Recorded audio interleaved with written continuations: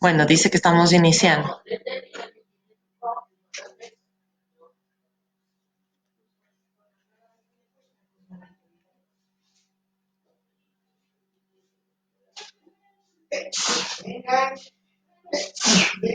Shh, ya.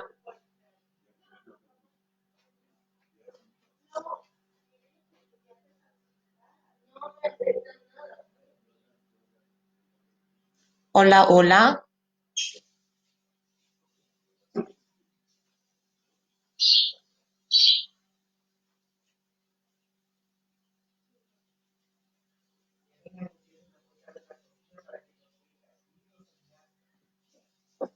Hola, estamos en vivo, sí, ¿me escuchan? Para poder iniciar efectivamente la, la ponencia.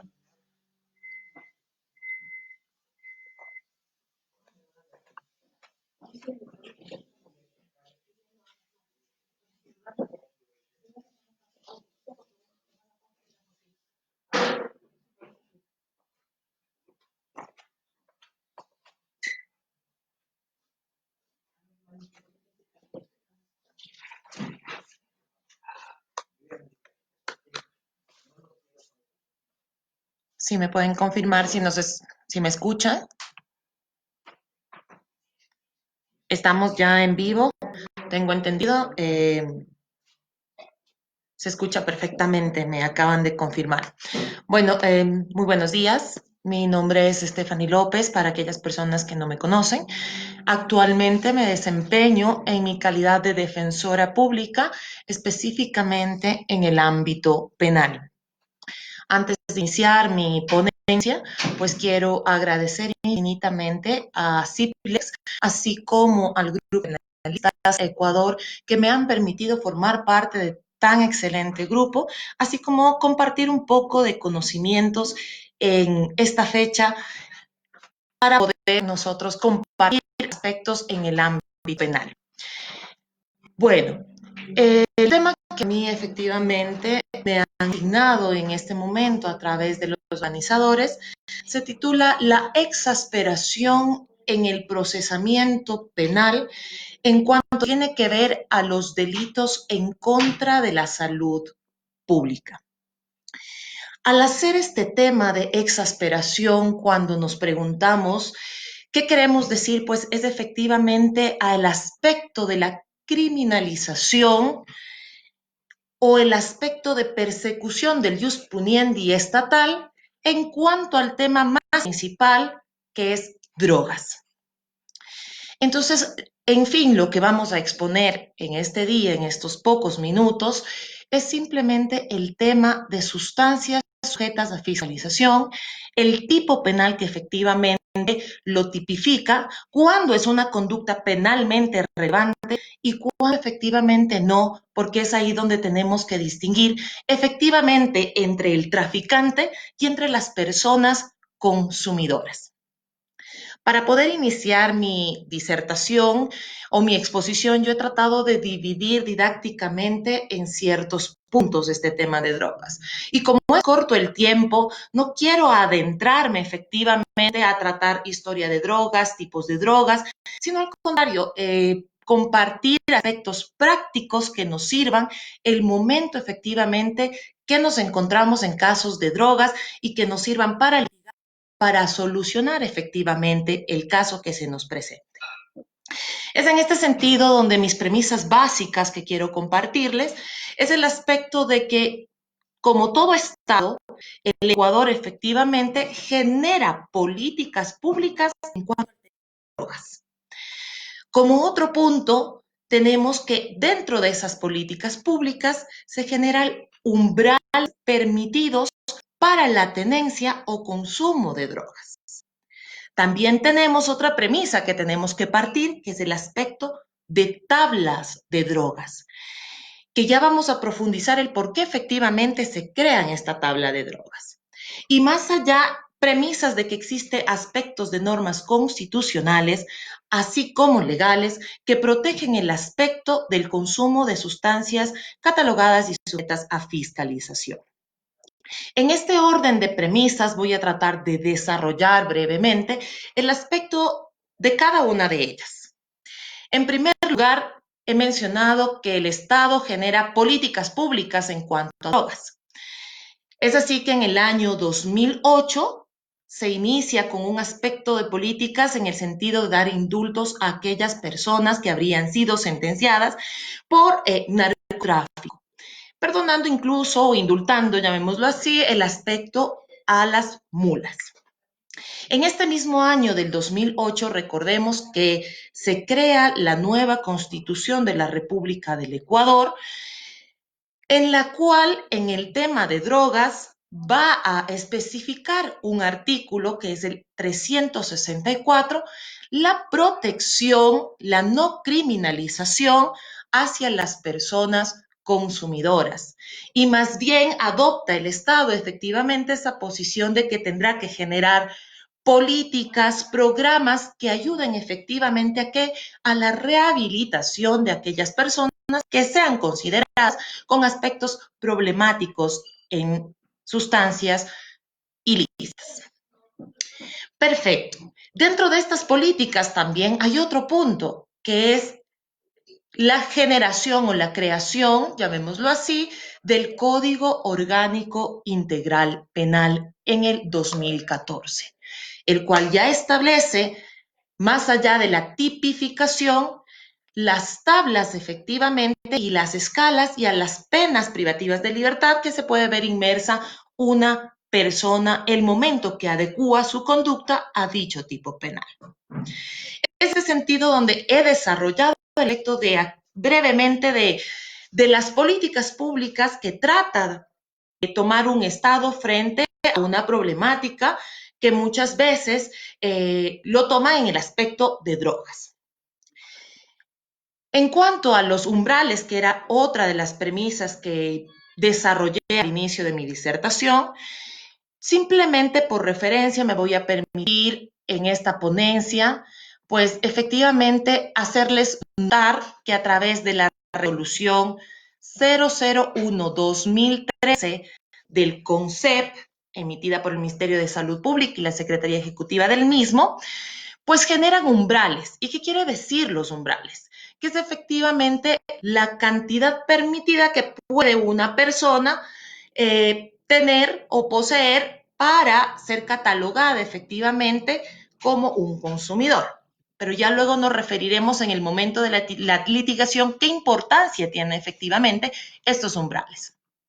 Ustedes de esta tabla efectivamente pueden encontrarla en el Internet, entonces no voy a hacer una lectura de todo, pero por ejemplo tenemos la marihuana, la cantidad permitida para que conozcamos es 10 gramos. En cuanto a la pasta de cocaína, son 2 gramos. Clorhidrato de cocaína, 1 gramo. Heroína, 0.1 gramo. MDA, 0.15 gramos. MDMA, 0.015 gramos.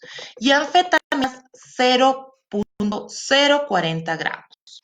Es decir, los umbrales a través de las políticas estatales y mediante esta resolución mencionan qué cantidad es permitida tener para el uso personal de cada individuo. Como había mencionado, se genera también la promulgación del Código Orgánico Integral Penal, el cual también, si ustedes digitan efectivamente en Internet y ponen tablas del Código Orgánico Integral Penal en cuanto al tema de drogas, pues se va a desplegar la misma. Así que en esta ponencia no voy a profundizar más que simplemente en ciertos ejemplos que en el 2014 efectivamente se promulgó. ¿Y a qué voy? Porque luego efectivamente existió una reforma en cuanto tanto a las cantidades de gramajes, así como en las penas. En el 2014 sabemos que el tipo penal pues va dividiendo el tema de drogas, el aspecto punitivo a través de escalas. Y tenemos las siguientes. mínima, mediana, alta y gran escala. Por ejemplo, en la tabla del 2014, una persona que tenía marihuana hasta 300 gramos, se encontraba en mínima escala. ¿Y cuál era la pena a la que posiblemente esta persona podía estar sujeta? Era de 2 meses a 6 meses. Si sobrepasaba efectivamente los 300 gramos de marihuana, pasa a la siguiente escala, que es la mediana. Y en el 2014, la pena a la que se podía imponer era de 1 a 3 años. Si sobrepasaba los 2.000 gramos de marihuana conforme a la tabla, va a la siguiente escala, que es la alta, penada de 5 a 7 años. En tanto que si sobrepasaba los 10.000 gramos de marihuana, se encontraba en la siguiente escala, que es gran escala, de 10 a 13 años. Estableciéndose de esta forma el tipo penal, a través de las tablas, el aspecto efectivamente de que conforme a la cantidad existirá una pena privativa de libertad. ¿Por qué se generan estas tablas? Yo podría decir que efectivamente aquellos que hemos litigado con la ley de estupefacientes y que era que efectivamente las personas que habían tenido tal vez 60 gramos de marihuana, 70 gramos de marihuana, recibían la misma pena de aquellas personas que tenían toneladas de marihuana. Entonces, la finalidad estatal de poder graduar es un poco proporcionar efectivamente la pena concordante con la cantidad de sustancia que tiene esa persona. Es en el 2015 que se reforma esta tabla y es ahí donde yo puedo decir por qué las personas que han escogido este tema y darme la ponencia han de exasperación. Y es porque lamentablemente en la persecución del tema de drogas, todos, la ciudadanía, consideramos que mientras más penas altas exista, mientras más pena haya, mientras menos tolerancia exista, pues hemos acabado con el problema y en realidad no es así. Porque con la reforma del 2015 se modifica la tabla, se aumentan las penas de mínima y de mediana escala. La mínima de lo que era en el 2014 de 2 a 6 meses se aumentó de 1 a 3 años. Y la mediana de lo que era de 1 a 3 años, pues se aumentó de 3 a 5 años. Y el grado efectivamente de tolerancia en cuanto a este tipo penal y poder perseguir la criminalización, pues hace que las tablas se reduzcan. Voy a dar un ejemplo. Como tomamos al inicio la marihuana, en el caso antes era que si tenía una persona 300 gramos de marihuana habría estado en mínima, con la reforma del 2015 no. La persona que tenga 300 gramos de marihuana ya se encontraría en mediana escala y la pena a la cual posiblemente puede estar sujeta es de 3 a 5 años. Es decir, en este sentido, en el 2015 se reduce el aspecto de las cantidades tolerantes y se aumentan efectivamente las penas. Estas tablas, insisto, las pueden ustedes encontrar en el internet, verlas con mayor tranquilidad para que conozcan cada uno de los majes y las escalas a las cuales están sometidas las personas del momento que se encuentran con problemas de este tipo penal, drogas. Dentro de la exposición mencioné al inicio el aspecto de normas que protegen al consumidor. ¿Y por qué? El tema va más ligado al aspecto del ius puniendi estatal que tiene en contra de los consumidores. Y quiero partir del norma constitucional porque nuestra constitución del 2008 es rica en derechos. El momento que practicamos o lo queremos aplicar es el problema.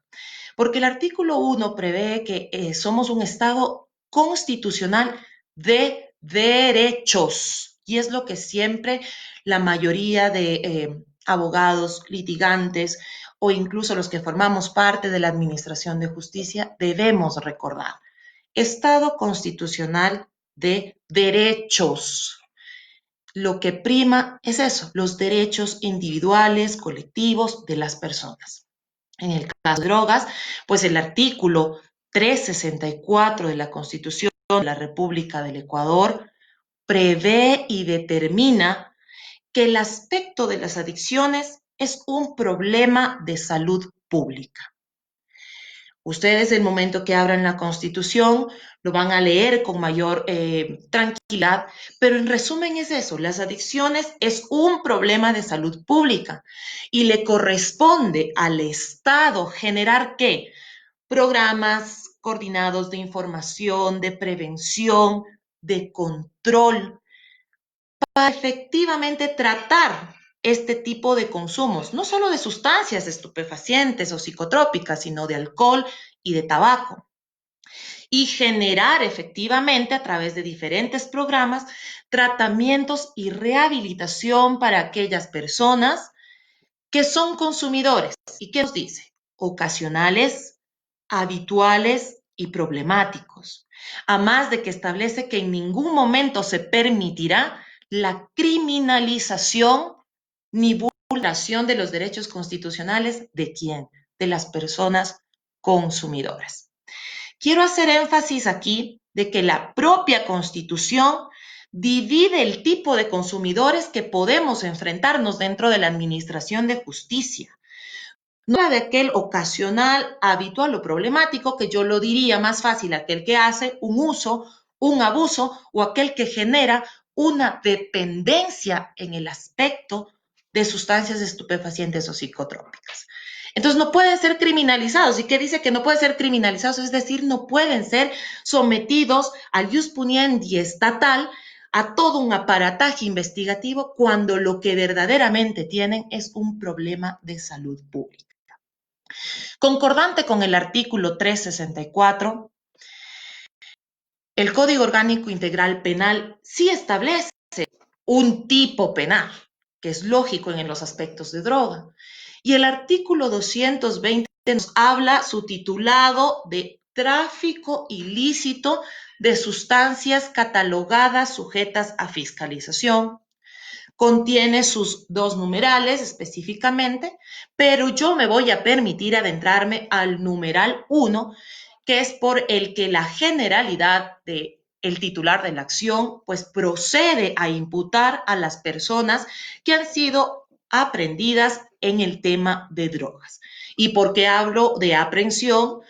Porque la mayoría de los casos de drogas y de las personas consumidoras son detenidos en los famosos delitos flagrantes. En este articulado que yo acabo de mencionar contiene aproximadamente como unos 13 verbos, entre los cuales yo voy a hacer énfasis en esta ponencia el de tener o poseer. E insisto, ¿por qué hago este énfasis en estos dos verbos rectores? Porque es los que generalmente Fiscalía procesa a las personas consumidoras. Pero no nos olvidemos algo que gracias a aquellas personas que dominan muchísimo el tema de drogas y que he tenido la oportunidad de escucharlos, ya sea a través de clases o ponencias, pues el verbo principal que señala el 220 es el tráfico.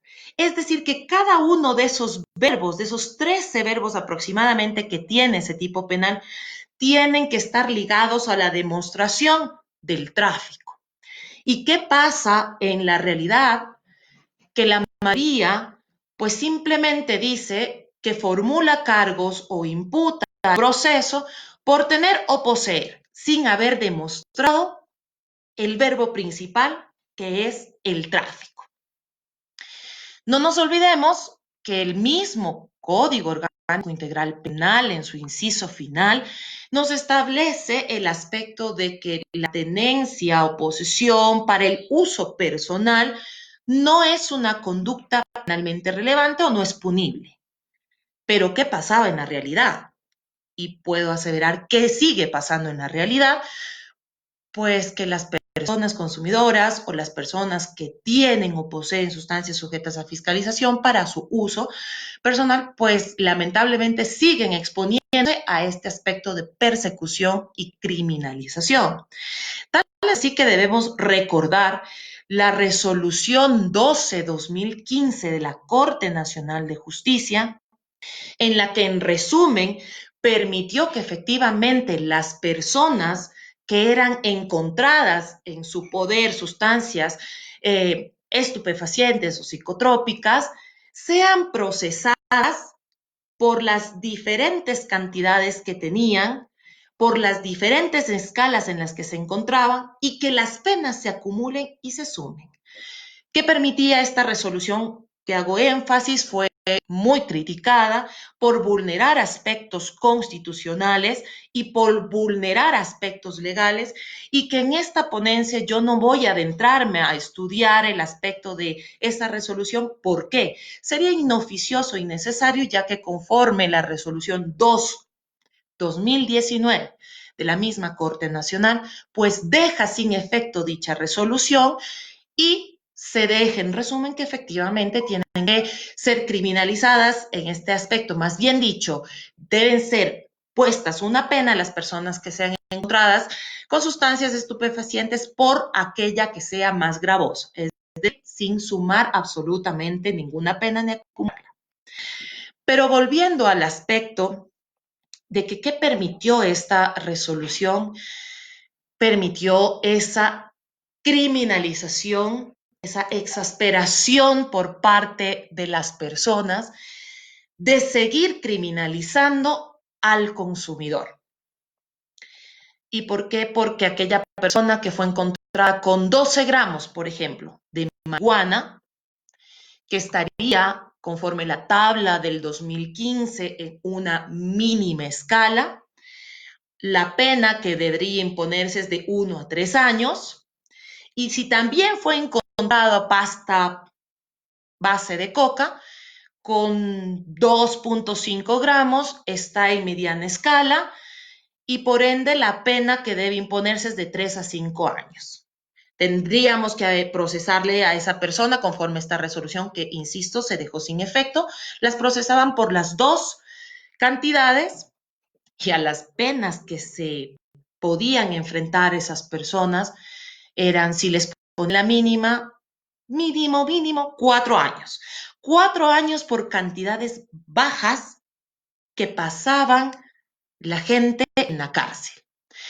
¿Y por qué hablo de que podían enfrentarse esos 4 años? Porque a fin de evitar esa pena alta, lo que hacían es someterse a procedimientos especiales, como es el famoso procedimiento abreviado, en el cual se negociaba efectivamente la pena y recibían tal vez 1 año 4 meses, 2 años, pero por esas cantidades.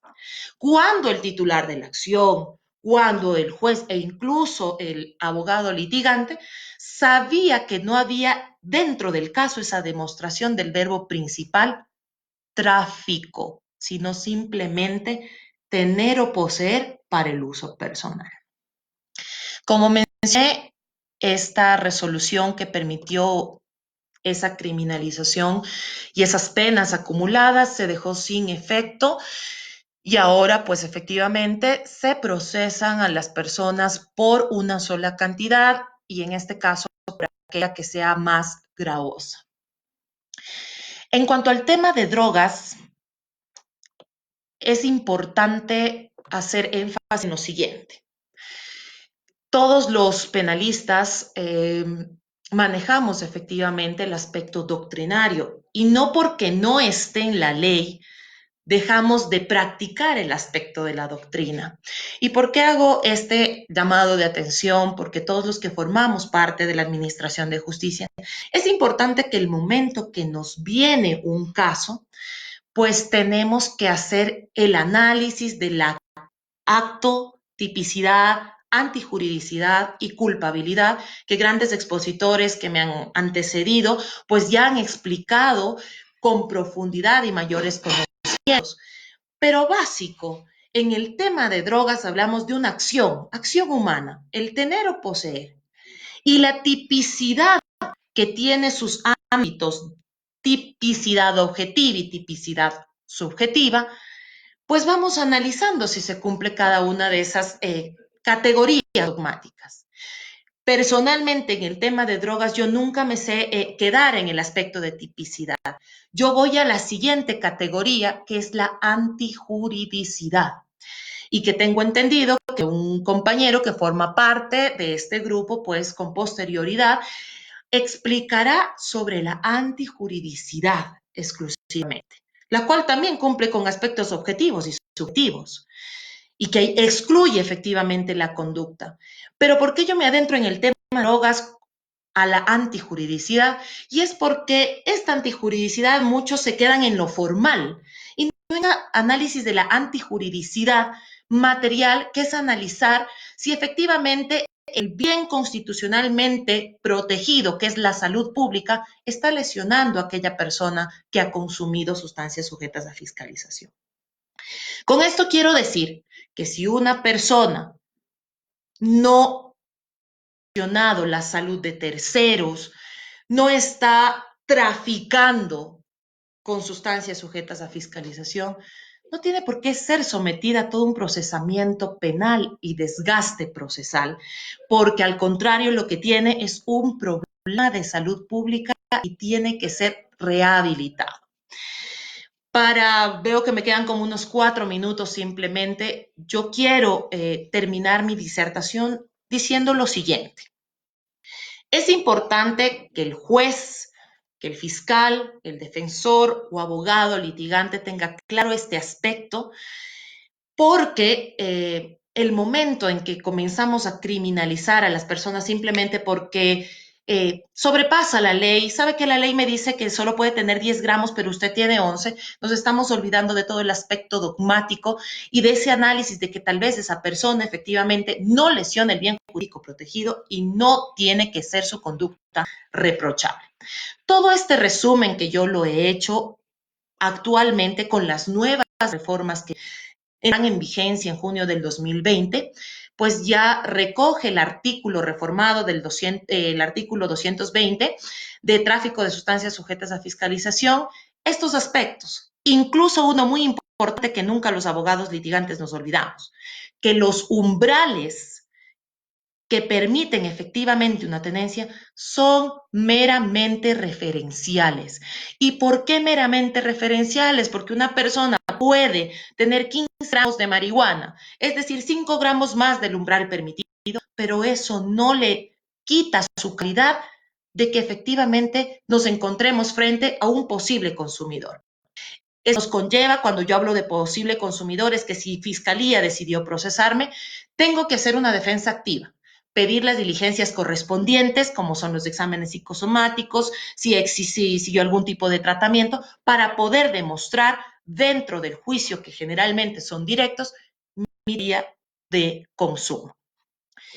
Brevemente topado el tema de drogas, quiero agradecer mi ponencia nuevamente a las personas que me han tomado en cuenta, este grupo alto de penalistas, y mencionar que efectivamente el tema de drogas tiene dos aspectos, dos caras de la moneda. Por uno, aquellas personas que no queremos vernos inmersas en consumo de sustancias sujetas a fiscalización, pero por otro, el lado efectivamente de personas que tienen este problema de consumo. Para cerrar este aspecto, no porque aumentemos penas, no porque los llevemos a la cárcel, el problema se ha solucionado. El jus puniendi estatal tiene que medirse en ciertos aspectos porque no todo lo soluciona el ámbito penal, no todo lo soluciona la cárcel. Es más, las ponencias que me seguirán tratarán sobre ese abuso incluso de prisión preventiva que se ha dado en contra de las personas que tienen problemas con este tipo de sustancias. Una vez, muchísimas gracias y vamos a ver si alcanzamos, no sé, en unos 2 minutitos, ver si hay algún tipo de preguntas. Vamos a escoger, bueno, dicen excelente tema, muchísimas gracias. Vamos a ver qué más nos dice. Sin embargo, hay que hacer una distinción entre el consumo. Perfecto. ejemplo, Michu Altuna nos dice que hay que hacer una distinción entre el consumo personal y tráfico. Efectivamente. ¿Por qué? Porque el momento en que yo lesiono la salud de terceras personas, ya no la mía, pues estoy lesionando el bien jurídico constitucionalmente protegido, que es la salud pública. Es aquí donde algunos me dirán que el control efectivamente del microtráfico también es importante, porque existirán personas consumidores que se dedican al tráfico. Yo ahí hago ese llamado de atención, que el agente aprensor, el agente investigativo tiene que hacer muy bien su trabajo, porque no basta con que en el parte de detención me pongan que esa persona existió un supuesto cruce de manos y con que la persona que hizo un cruce de manos, pues lamentablemente se fue y no encontraron ningún dinero tampoco a la persona prendida. ¿Qué nos lleva a hacer esto? Que si queremos combatir aspectos de efectivamente microtráfico, porque ya lesionaríamos el bien jurídico protegido, pues es hacer bien nuestro trabajo, aprender a las dos personas para que se pueda esclarecer quién es el consumidor y quién es el que efectivamente está microtraficando. Vamos a ver unos 2 minutitos, a ver qué más, una pregunta más, un análisis pormenorizado y necesario de la temática. Abstractos son delitos de peligro abstracto, sabemos. Nos hacía un comentario Juan Carlos López. Actualmente no se sabe si la exasperación es buena o aplicable para todos, puesto que drogas, para mi concepto, dañan en cualquier tipo a cualquier persona. Por eso es la exasperación de las penas y está bien, se debe cortar con el aspecto de cualquier problema con estos casos que son realmente probados. Efectivamente, insisto, en esta ponencia el sentido de hablar de la exasperación es porque a nadie nos gustaría vernos inmersos en problemas de drogas, nuestros niños, nuestros hijos, nuestros familiares, pero el hecho de que comencemos a criminalizar el consumo no soluciona esa problemática. Por eso es la importancia de las políticas públicas a través de tratamientos, rehabilitaciones, no solo eso, sino conversatorios y este tipo de ponencias que nos sirven, que efectivamente nos hacen crecer en los conocimientos sobre estos temas tan importantes. Un poco más, dice, ¿cuál sería la medida de reparación para llegar a una sociedad más controlada y fuera del peligro que los niños se vean atraídos a esto? Cuando Sara nos menciona esto, yo creo que el problema de drogas no solo es un problema legal, es un problema social. Y acabar con los problemas sociales es muy, muy difícil. Pero yo lo único que puedo decirles en el ámbito de experiencia penal es que es errado que una sociedad piense que solo llevando los problemas sociales al ámbito legal, especialmente penal, van a ser solucionados.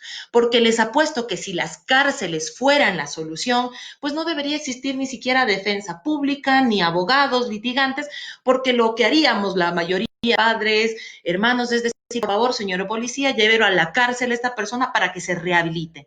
Todos somos conscientes de que la rehabilitación, reinserción, reinsertación de los centros de rehabilitación no existe. Entonces, la solución a estos problemas sociales es combatirlos de otra forma, no necesariamente llevarlos al ámbito penal.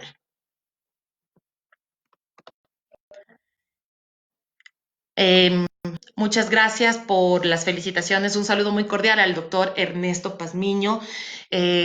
Siempre, como me dice, una posición garantista es lo que no debemos olvidarnos. Todos debemos tener esa posición garantista en el aspecto de la litigación porque somos una constitución de derechos. No nos convirtamos en meros abogados o juristas que simplemente hacen lo que la ley dice, porque el derecho no solo es la ley, el derecho es norma, el derecho es aspecto social y el derecho es aspecto diquelógico. Con esto termino y muchísimas gracias por la ponencia. Espero sus comentarios, compártala y cualquier error, pues, asimismo o sugerencia, pues estamos prestos a escucharlos. Muchísimas gracias y continúen con las conferencias de las diferentes personas que lo harán durante todo el transcurso del día. Muchísimas gracias.